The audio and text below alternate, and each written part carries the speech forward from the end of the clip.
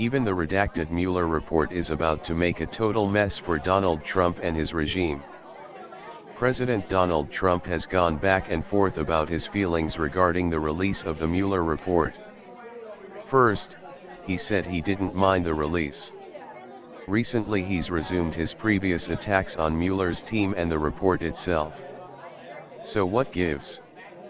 Watching Trump flip-flop on issues is something we have all come to expect, but after his crowing about no collusion, complete exoneration, and other Trump-like nonsense, what has made him change his mind?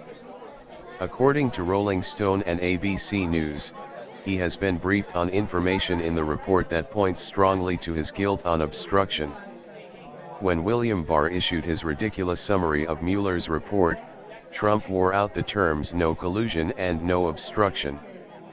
He even complimented Mueller's findings, calling them the result of great intelligence.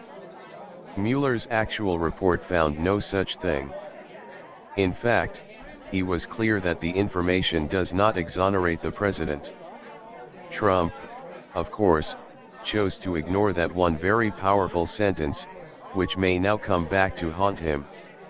Both Jonathan Karl of ABC News and Ryan Bort of Rolling Stone believe that Trump's renewed attacks stem from his team's failure to consider one issue: Don McGahn's 30-plus hours spent with Mueller's team.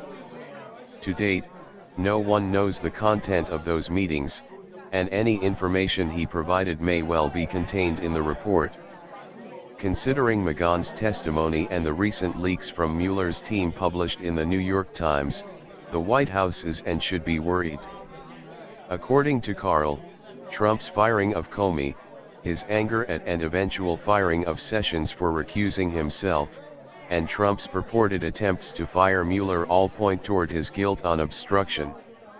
Unless information shared by McGahn relates to ongoing criminal investigations and/or possible indictments, that information may be revealed and could look very bad for Trump. In addition to McGahn, NBC News reports that several other White House officials, both current and former, have contacted the Justice Department to inquire about redacting their names or removing information that identifies them, leaving the door open for even more negative information about Trump. While this all sounds damning for Trump, Karl reports that attorneys for President Trump are preparing a rebuttal to the report, making it plausible that they have, at the very least, been briefed about the report. Karl finds it disgusting that Barr refused to answer questions regarding a White House briefing when it appears clear that they have done so. As so many, including Speaker Pelosi, have alleged, Karl states that Barr is working with the WH against the American people. Barr will continue to work against us. It is blatantly obvious that he will try to protect Trump from any real harm, regardless of the special counsel's findings. The presence of William Barr makes it even more important that the people do what we have to do to rid this country of the scourge called Trump. We can obviously display our discontent by vote, and if we need to take to the streets, let's get to taking. We need to stand together to ensure that our government returns to government of the people, by the people, for the people, and not for corrupt criminals like Donald Trump. Good comment.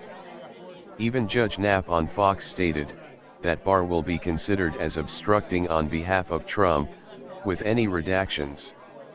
He got the gig by not just vowing to put a thumb on the scale, but his entire bloated weight. Not until Thursday will we be able to see what lengths Barr has gone to, as far as redactions are concerned. If he had a conscience or a soul, he wouldn't have applied for the job in the first place.